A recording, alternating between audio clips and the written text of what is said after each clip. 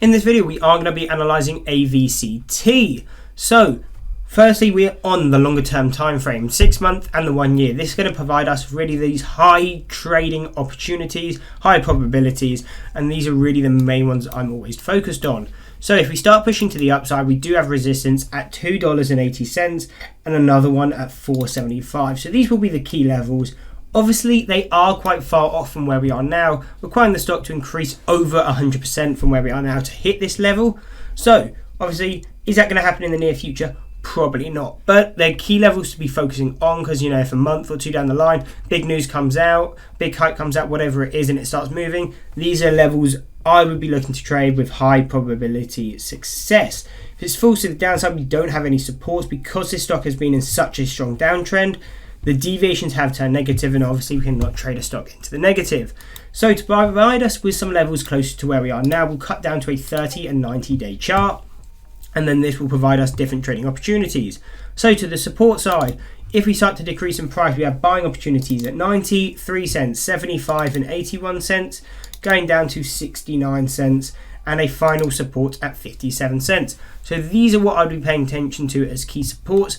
57 I could see being quite key as well, just because it would be a 52-week low.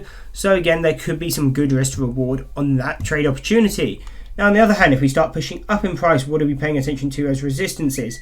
So we do have a level at 118. I wouldn't be paying too much attention to that, just considering we're kind of in this range right now. Basically just some consolidation. I would be waiting for a breakout either side before I look to start trading it. So knowing that, I wouldn't really be looking to hit any levels until about 130. That's where I'd have my kind of first short bias opportunity. If we break that, we're then looking at 142, 154, and a final resistance at $2. Again, there's a lot of levels here. Do you need to pay attention to all of them? No. If you want to pay attention to the strong high probability levels, pay attention to the longer term 280 and the 460. That's what really will be a good trade opportunity. But if you're trying to get some trades a bit close to where we are now, more day trades in the near term, these are levels we're paying attention to. And the reason we provide both levels to the up and down side is that then it doesn't affect it. If I have a bias on the stock, it doesn't affect you. If you only want to trade it short bias, you can. If you only want to trade it long bias, you can. If you don't have a bias on the stock and you just trade where the opportunities are, then again, you have levels both sides. So again, the way you look to trade these, or how I look to trade them, is the first time they hit, I look to play the pullback.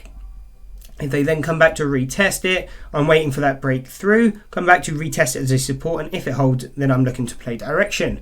Anyway, hope you enjoyed the breakdown. If you did, why not drop a like and subscribe and check out one of these two analysis videos.